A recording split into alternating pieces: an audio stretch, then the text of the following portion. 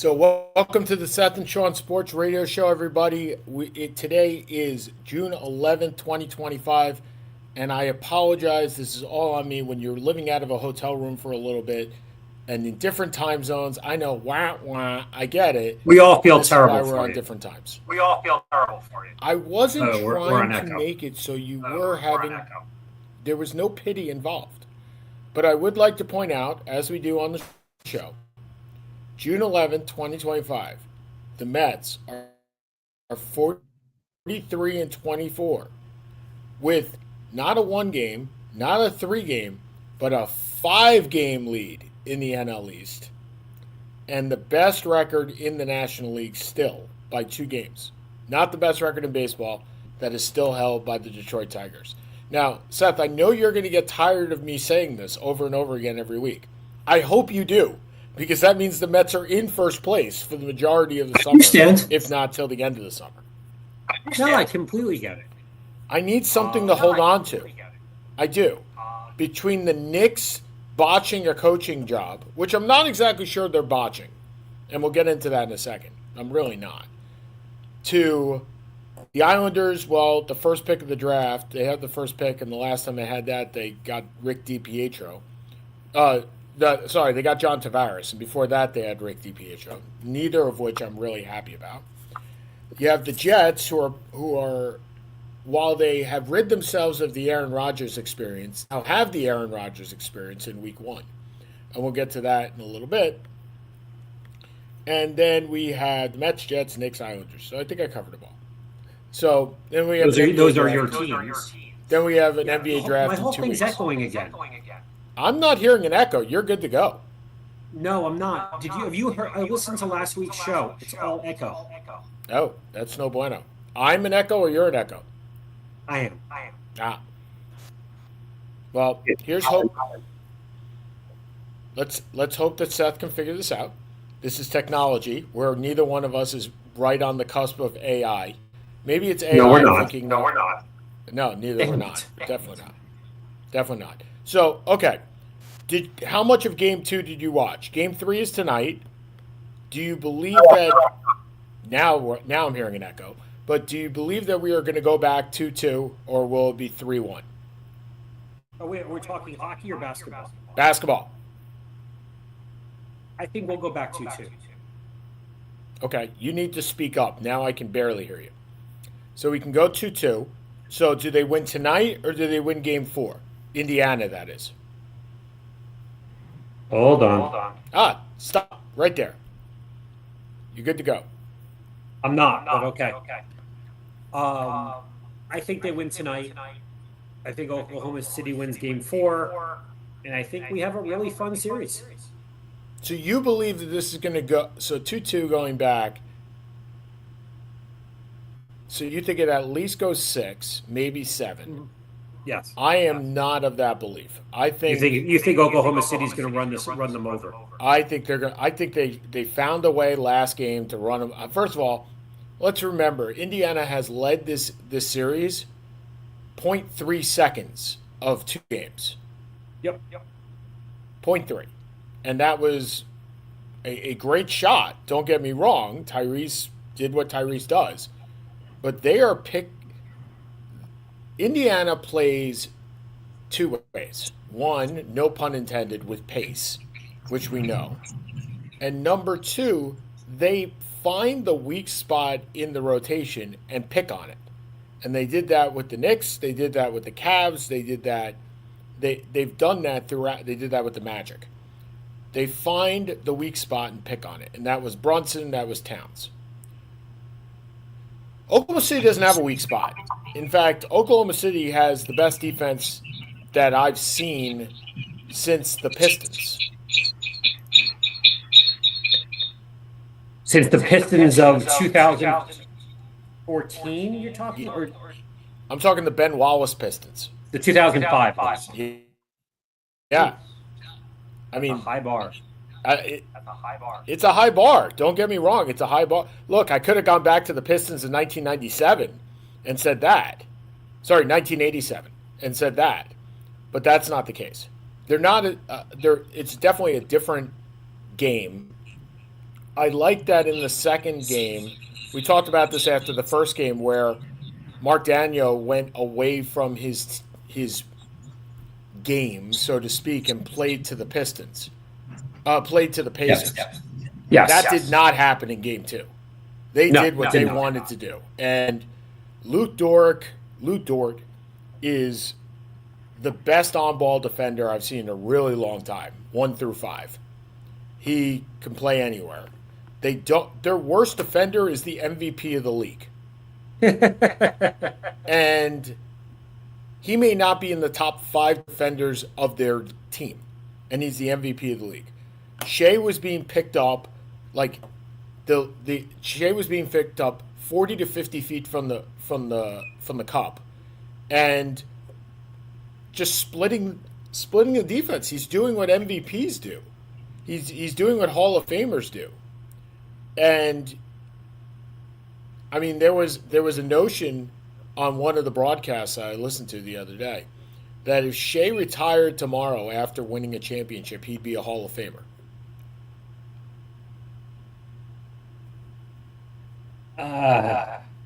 No. You think? Why are we even having this discussion? I get it, but it was a notion that was thrown out. So I think this is over in 5. I think that the Thunder will come to play tonight. They will lead wire to wire. This will not be a close game. Tyrese Halliburton, yes, it's been a great story. Indiana's been a great team, but the Thunder won 68 games for a reason. Yeah. They are the. Oh no, I think it ends in 6. Yeah. I think Indiana will win one more game. I think they're still a very herky-jerky team. I think they're incredibly uncomfortable to play against. I think they'll win one more. But Oklahoma overall is the best team in the NBA. They have been all year. And despite their obvious lack of experience at this level, it doesn't really matter. Well, okay, they have lack of experience. That makes sense. But so does Oklahoma. So does Indiana. Right? Indiana's got one guy. So they've each got one guy that's played in the finals. No, look, they're more veteran players. I'm not talking finals experience. Finals experience, you only have Siakam. That's it. Right, Siakam and Caruso. It's 1-1. Yeah, I actually forgot about Caruso. Yeah, I mean, look, we all think Oklahoma City's going to win this series. I do think, look, Indiana hasn't played very well. And part of that's because of Oklahoma City. Part of it, they just haven't played as well. And, you know, they've been outplayed 7.5 out of 8 quarters. I think they will put a game together. At home, and I think they'll lose it. I think they'll lose in 6. So here's a question for you, and this is not to contradict what you just said, but I'm going to. How many players do you think that the Pacers have that are over 29 years old?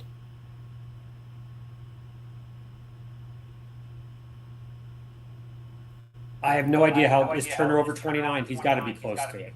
Turner's 29. So that's why I put the barometer at 29. So how many guys are over Turner? Probably not too many. So there are 3. I guess 2 or 3.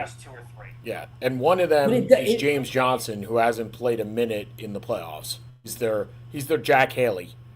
So they have 2 guys. TJ McConnell's 30. It feels like a more veteran team to me. I agree. No, I agree with that.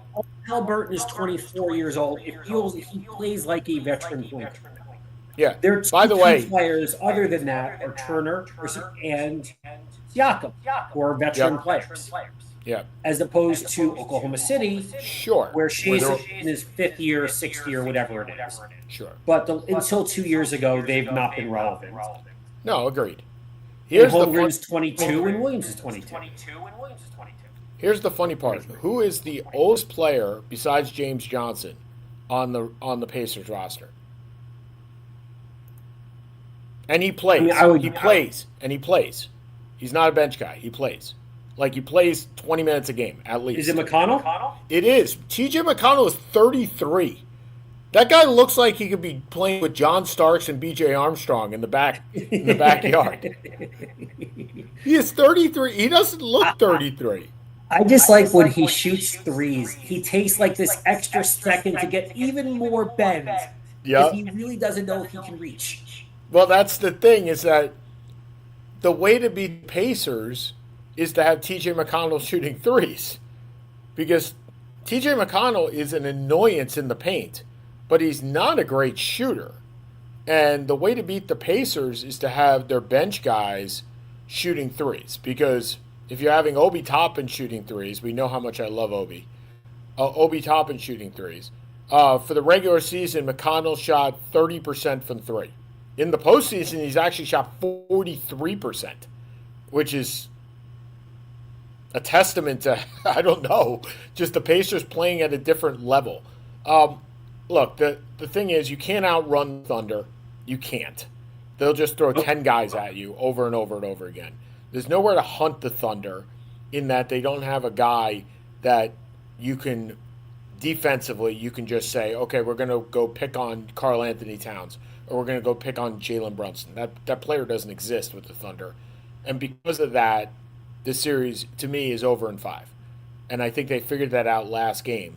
And that's kind of why they didn't play the two bigs, right? Because they're like, hey, you can't stop us with one big. We don't really need to go two. And it's worked. But I think you're right. When you think of, it's not that I think you're right, I believe you're right. In that when you think of the Thunder, you think of the baby Thunder. You don't think of them as the veteran sealed team that you were just alluding to, right? Now, here's the bigger question. How long do they remain the baby Thunder? Because this team's going to be around for a really long time. Like, I don't think we know until we see where the trades come out. But I don't think you're going to get one. You don't think there's going to be a trade for Giannis or for Durant? Okay, so Durant, I think, is definitely gone. I think I don't know where he's gone. That's a better question. And if you look at all the Knicks boards, he's coming to the Knicks, which there's no way he's coming to the Knicks. Not in my opinion. The Knicks have nothing to trade. So I don't think he's coming to the Knicks. By the way, they do have something to trade, but it's a whole different ballgame. Giannis, I mean, this has been a discussion. If Giannis does not demand a trade, let's pretend he wants to play Dirk for the rest of his career. Mm-hmm. If you're Milwaukee, you don't trade him. Yes, at all. If he wants to stay there, then you keep him. If he's willing to be a Dirk, right, and the back half of his career is mired in mediocrity, which it will be, because they don't own a pick until 2031 of their own between swaps and trades. Let's remember, we're in 2025, ladies and gentlemen. We're talking about the next decade of picks. Like, that's what happens. You can trade 6 out. My daughter will be bar mitzvahed by that point. Yeah. Yeah. Yeah. And Jake will be 6'1". God willing, Jake will be 6'1". No, I get it. They just don't have it. But I think if you are looking at the Durant, I think Durant gets traded. I don't know where. Like, we can go down all the permutations in the world, but Durant is a 37-year-old guy that wants an extension. And that extension is going to be 2 years at like $65 million apiece at 37 years old for a guy that hasn't played a full season well, this year he did, but besides this year, hadn't played a full season and I can't tell you how long. It's just a matter of who would take him, right? And what are you going to give up for him? I think that's the bigger question. And if you're not Oklahoma City and you're not Houston and you're not New Orleans, and New Orleans isn't getting him anyway, he won't want to go there. Why would he want to go there? And you're not Utah, where are the picks coming from? Antonio. Because again, so Durant on San Antonio. Whew. Again, I'm throwing it out there. Right. Well, and I get that. And you're then, if you're San Antonio, you can't absorb the salary wholesale. You do have some wiggle room. You're a second apron team being Phoenix, you'd have to dump below the second apron in order to make the trade. It can happen. I don't know. I mean, a Devin Vassell for Kevin Durant deal and picks. Vassell, 2 picks. Here's the bigger question: do you have to give up 2 picks for that to get off that salary? I'm not sure you do. Maybe one of the Hawks picks. Speaking of the Hawks, who just got a new triumvirate of GM and president and everything else, and they say, yes, we will stay with Trae Young. Trae Young. You see it more than I do. Look, Trae Young is just a shorter James Harden. Yeah. That's all he is. So I have a problem with that. Okay. Let's move on to the coaching vacancy that is the coaching vacancy, which is in New York. And New York fires Tom Thibodeau. We talked about that last week, with an eye towards X, Y, and Z. And reports are 3 teams were asked for their their coach that is currently under contract. That would be the Rockets, the Wolves, and the Mavericks. And all 3 put up a big middle finger to the Knicks and said, no, thank you very much. I thought the Mavs said that he could interview. No, the Mavericks said today to go take a hike. Good. So now, because of that, there are people that are saying that this is a mistake to fire Thibodeau. I don't think you can do that. I don't think those are vacuum comments. I don't think one means the other. If you're the Knicks, did you fire Tom Thibodeau with saying if we fire Tom Thibodeau, we're definitely getting Jason Kidd? That's one way of thinking about it. The other way of thinking about it, what's that? If that was the rationale, then it's a failure. Then they were going to be able to get one of these guys who has an existing job. Yep. Then the thought process is flawed. Yeah, it's stupid. Yeah. However, they're not going to let. Why would Houston let Udoka out of this deal? No, none of them should. No. Unless you're giving up 2 first-round picks, and even then, if you're the Rockets, you don't do it. And the only reason you would do it if you're Minnesota is because Tim Connolly leaves and they get a new GM who wants a new coach. But my thing is, if you are Leon Rose and your reason for firing Tom Thibodeau is he can't get me to the mountaintop, it doesn't matter whether it's Jason Kidd that takes over or Ime Udoka who takes over or Chris Finch. I know Tom Thibodeau can't do that job. I know he can't get us there. Right. Then you let him go. It's that simple. You just let him go and you figure it out next. If it's the former, which is what you were saying before, then this is a quandary of a mistake that is awful. And there's no going back on it. I mean, no. Yeah, we'll just take Tom back, right? We'll just take Tom back. You'll end up with Budenholzer or Vogel or another retread. To me, I kind of feel like a retread. But what do Budenholzer and Vogel have in commman? They've won titles. They've won titles. Yeah. I notice how you haven't mentioned Mike Malone. You think he's not nowhere. That's not I an think option. if you're hiring Mike Malone, you never should have fired Tim. I would agree. You're talking pretty much the same coach. I would agree with that. Okay. I think you're going in a different direction. I don't know if you're going for a veteran or you're going for the assistant, but there's nobody out there that you feel like they have to get. There's no. I think whoever they're going to get, you're going to kind of be like, shrug your shoulders. Okay, that's what we got. Look, I want Jay Wright at this point. He already said he's not doing it. I know. Do you want Dan Hurley? Sure. I want a new face. I want somebody new. It doesn't matter.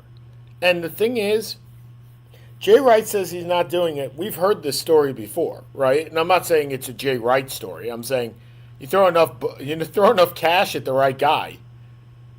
Now, I'm not certain that's the right way to do it, right? We've seen that. Speaking of Don Nelson, who showed up the other night. Did you see that, by the way?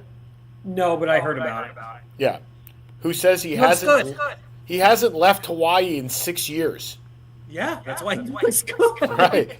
He hasn't worn shoes or pants in 6 years. That sounds like a lovely retirement. I want that retirement. Totally. And then when he's wearing the sneakers, he's pointing them out that they're Lucas. So, fantastic. Okay. Okay, so 2 weeks ago, you gave us a little preview on what was happening in the soccer world. I have not paid any attention. So for our listeners, can you give us a recap of what did happen in the soccer world in the last 2 weeks? Okay. Well, the most important thing is, I guess, PSG wins Champions League, which is it's Ewing theory personified. Okay. PSG 3 years ago had Messi, Neymar, and Mbappe. Yes. Never won it. All three are gone. They now won 5-0 over Inter Milan. All we need to know, there's about a couple $1 billion of eventual transactions that are in play right now, but nothing to discuss yet. Also, U.S. soccer is at an all-time low, losing 4-0 at halftime to the mighty Swiss last night. And many of their best players are not playing in the upcoming Gold Cup, and their coach, who I'm a huge fan of because he used to coach U.S. Wait, so many of the U.S. Why are they not playing? They're tired.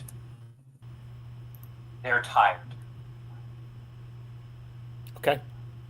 So let me play this out.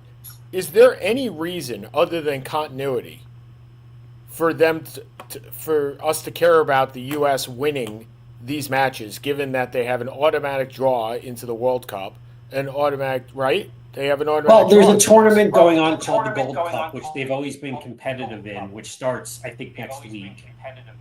And when you have a new coach and you want to meld your team together over a year, because it's the World Cup, as we know, is next summer, that's not going to happen. That's the problem.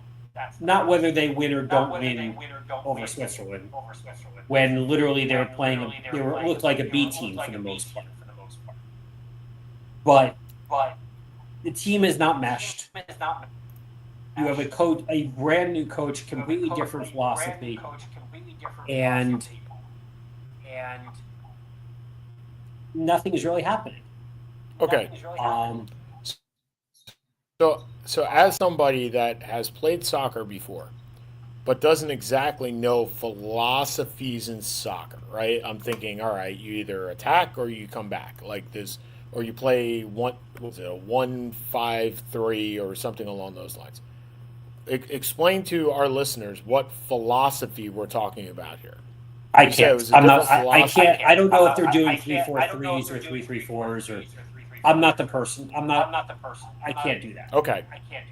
But when you're talking about philosophies, that's what you're talking about, right? Different ways. style. Whether they're a counter team or they're an aggressive team that presses, or they just play defensive. Look, every coach has their own philosophy in every sport. Sure. You brought in the first time ever. You brought in a world-class coach to coach your team. His name is Mauricio Pochettino.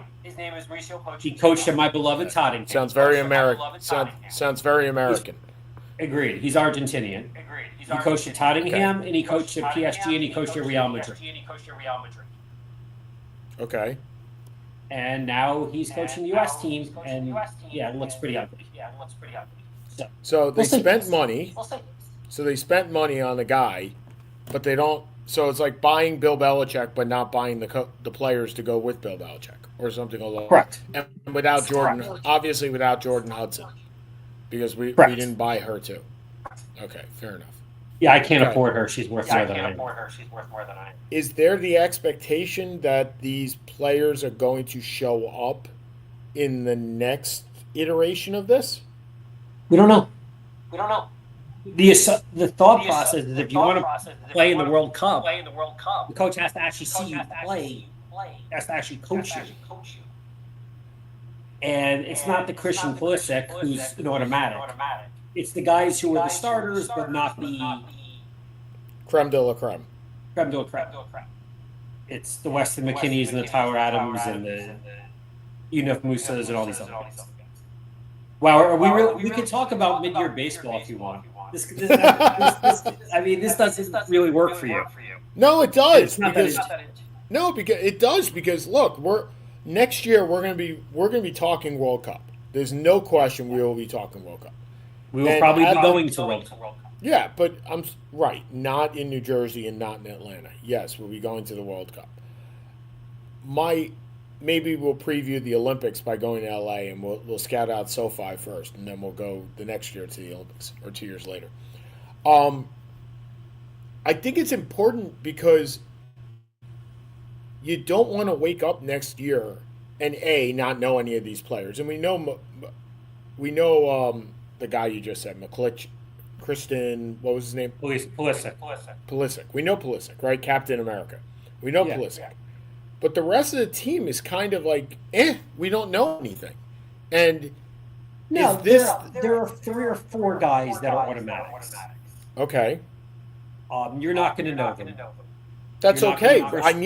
But we need to know them going in, right? We need some education here with regards to these players, because hopefully in the next, say, 3 years, right? You have the World Cup, and then 2 years later you have the Olympics.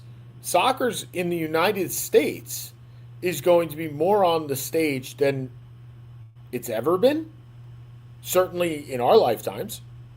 Well, the expectation is going to be higher. Should they be? Yeah, it should. Okay. This is the first generation of players where all of these guys are playing in the best leagues in the world. They're playing in the Premier League. They're playing in Serie A. They're playing in La Liga. They're not just playing in MLS. Sure. So based upon that, you should be more relevant. Okay, but let me play this out for you, and this is the contrarian point. Just because you have the ability to play in those leagues doesn't mean you're any good in those leagues, right? You have the ability to. Leagues. Okay, so why would it not materialize? If you have 25 good players in the United States, but you have 25 great players in Argentina, it doesn't matter whether the 20 players in the United States are good enough to play. Their talent level is not the same as the Argentinians.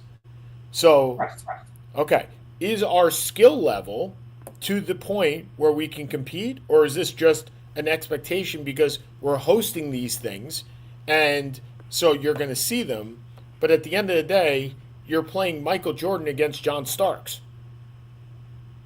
Look, they don't have the talent of a Spain or a France. Right. But do they have the talent of a tier, maybe 2 tiers under? Yeah, they do. What does that get you? Is excellent. But what does that get you? Look, it's a tournament. At the end of the day, 2002, the U.S. is a bad call against Germany away from legitimately having a chance to go to the finals. Oh, I know. I was pretty much crying. So was half my office in that watching that game. With that the handball against Germany. They've had other. Now the difference is that team had world-class goalkeeping. This team doesn't. Wait, is that 2002 or 2012? 2002. Oh, okay. 2002 was the best tournament. They lost in the quarters to Germany 1-0. Right. Yep. They outplayed them, and there was a horrendous handball miss where there would have been a red card and they should have had a penalty shot that they missed. Okay. Regardless, that team made a run. South Korea made a run that year. Morocco made a run in the last World Cup. Morocco, the third most talented team in the world? No. They were probably not the third most talented team in Africa. You go on a run at the right time, things can happen. They are good enough for that to happen. Okay. They have a puncher's chance. But they're not. But again, they're not a top 50 team. They're around a top 15, 10 to 15 team. Right run, right grouping, make the run. Sure. But you need to play together under the coach that you have, because his style is going to be different from Bradley's, from Berhalter's coaching style, who was the prior coach. Just like anything else. Knicks bring in Budenholzer. You've got talent. You got to meld it together so they can play together. I don't. Look, I don't dispute that. I don't dispute what you're saying at all. And I think, look, you need people to mesh. My question was, even if they did, are you meshing like the 1980 U.S. Olympic team, and you're hoping beyond hope that you put together a run because you're better as a team than you are individuals, because there's no way in hell you have the talent level to succeed against those teams. But you're telling me even you're a top 15 team, you do have the talent level. Yeah, you can beat them in a given game. Because there was no reason. There was, as Herb Brooks said, 99 times out of 100, we're going to lose to this team. But we won tonight. No, you play France, you're going to win 1 or 2 out of 10. Okay. You play Spain, you're going to win 1 or 2 out of 10. Sure. By Italy, you're going to win 2 or 3 out of 10. I mean, Italy, the way Italy's going, they may not even make the tournament. But there is talent there. Okay. And that play in the best leagues.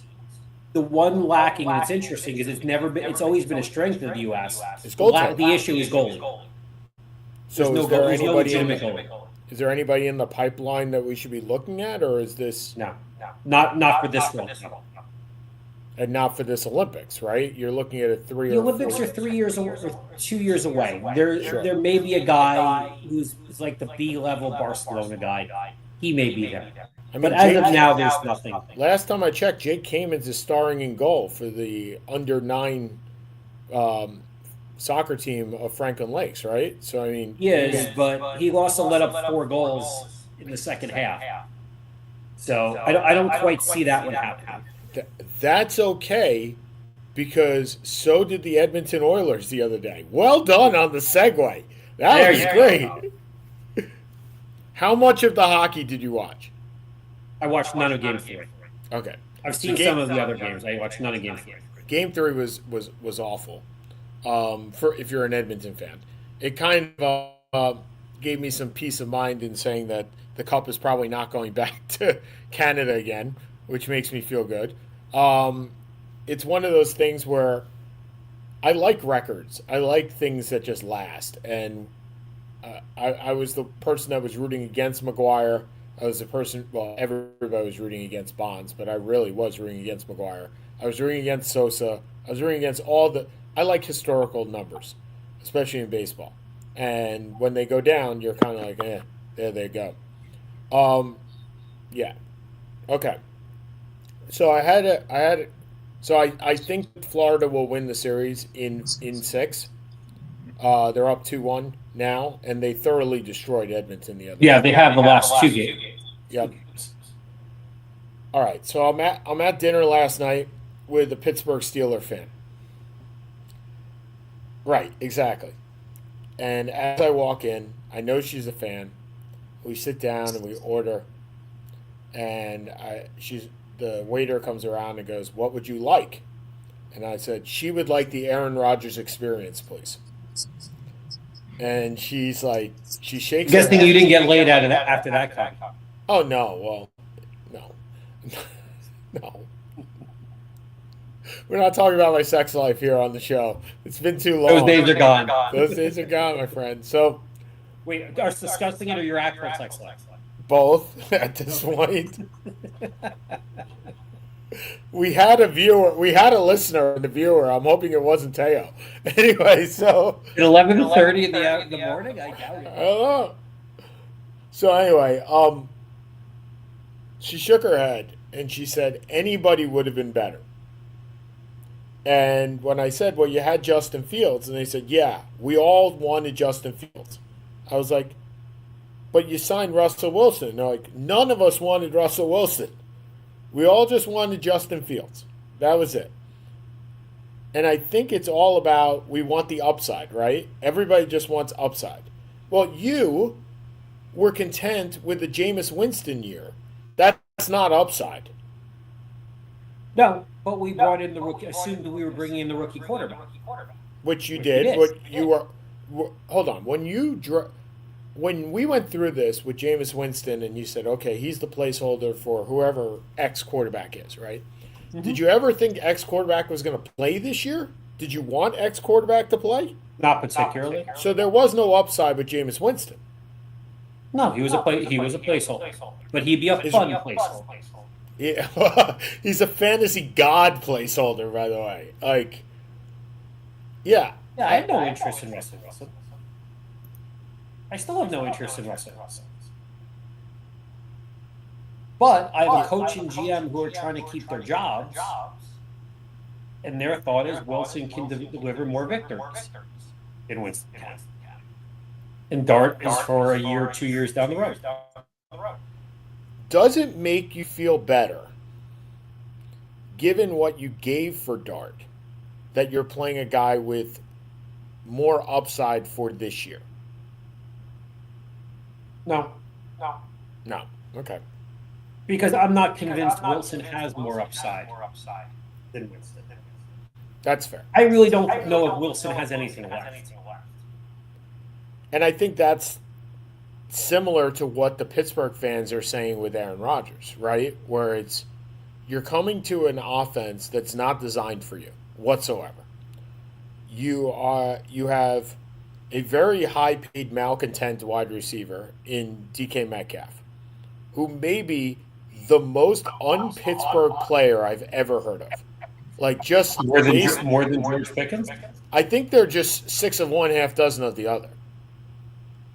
Like, yeah. You are basing this on a relationship between Tomlin and Rodgers to work it out. Okay. So head meets wall, and who wins, right? Because that's the way I see it. Is that Mike Tomlin looked at Aaron Rodgers and said, I just need to get to 500 because that record needs to stay. And that's where they are. Because Pittsburgh doesn't tank, nor should they. And this is where we are, right? Do you think Rodgers goes to Pittsburgh if they take Sanders? Ooh, that's a good question. You mean instead of taking Will Howard? No, I don't think he goes to that shit show. I mean, my gut is that Pittsburgh has known this all along. That Rodgers was going to sign if they didn't take a quarterback, one of the two or three top quarterbacks. I think this is what's happening. I think they knew this all along. I think this was agreed upon a long time ago. I think it was just predicated on what Pittsburgh did in the draft. Well, I think there were a couple of things here. Number one, he didn't ever want to go to training camp. So guess what? If you sign after OTAs, right, you don't have to go to training camp. So he signed after OTAs. I think the fact that he said he would sign for $10 million and he only signed for 13.6. So he got seven. For those that are unaware of how contracts work, he got $6.5 million in incentives. If he fulfills all the incentives, Pittsburgh will happily pay him $6.5 million. Agreed. Because one of them is winning a Super Bowl, and the other one is winning MVP. Yep. So if he's the MVP and he wins the Super Bowl, first of all, he'll get his 6.5, and second of all, he'll probably retire. That'll be the end of that. I don't. If you look at this division now, and you look at the Browns, the Ravens, the Bengals, and the Steelers, Steelers are third, right? Maybe fourth. Yes. Maybe fourth. The Browns are just such a shit show. Browns are a mess. They're just such a shit show. I mean, Joe Willie ain't walking through that. Well, he may be walking through that door. Happy 69th birthday to Joe Willie, by the way. Yesterday. He's only 69. There's no way. Hold on. It can't be. Maybe it's more. He won the Super Bowl in 1969. Was he 12? Sorry, 82nd birthday. That makes a lot more sense. Yeah, and it wasn't yesterday. It was 2 weeks ago. So You're May 31st. really on target with that one. I'm really on target. Hey, it's an early morning here in Chicago. Yeah. He hosted a show last week at 5 a.m. I know. Next week I'll be back on the East Coast. We'll have our show at regular time. Okay. But I am getting kicked out of my room, so we're going to wrap this up in 5 minutes. So, Seth, do you have anything for your last 5 minutes? Anyone who, even if you're not a tennis fan, if you can catch the highlights of the French Open final, it is as good as almost just about any match you'll ever see. Sinner and Alcaraz, people were expecting like kind of a step down after the big three retired. There's no step down. They're incredible to watch. The fifth set's mesmerizing. And congrats to Alcaraz for winning. Yeah, who played Coco in the finals? Oh, Sabalenka. What was her name? She's the number one player in the world. Okay. And every time she loses, she gets I'm going to say. Well, that was my thing. Of all things, and I'm not a tennis person. I mean, I played relatively okay. I follow every once in a while. She's got to shut up. Like that's when you lose. I mean, it's just the easiest thing for me to say. When you make a mistake, you own the mistake and you move on. When you lose something, you lose and you move on. You be a gracious winner. You congratulate the winner and you move on. You don't make excuses. You don't congratulate the winner and then on the other hand say, but if I didn't make mistakes, I would have won. Of course, if you didn't make mistakes, you would have won. That's what they're called, mistakes. You lose when you make too many mistakes. Last time I checked, the NBA calls that a turnover. Last time I checked, the NFL calls it a turnover. You don't see a quarterback saying, if I didn't throw that pass, we would have won. It just doesn't happen. Yeah. Own it. Own it. You look petty doing that. Incredibly petty. And you ruin the moment for the victor. You ruin the moment for Coco.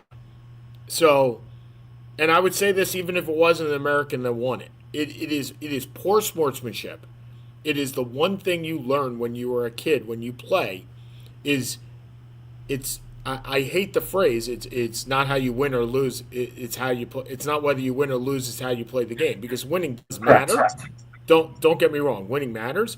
But losing graciously also matters. So that's where I'll go with that. Okay, for Seth Kamens, who's over there, I'm Sean Palmer over here. Seth and Sean Sports. We will see you next week, East hours, 5 o'clock Eastern next Wednesday, where we might have both an NBA and an NHL champ. It's probably not. Maybe 5 o'clock on Wednesday, but we'll talk soon. All right, we'll talk soon. All right, everybody.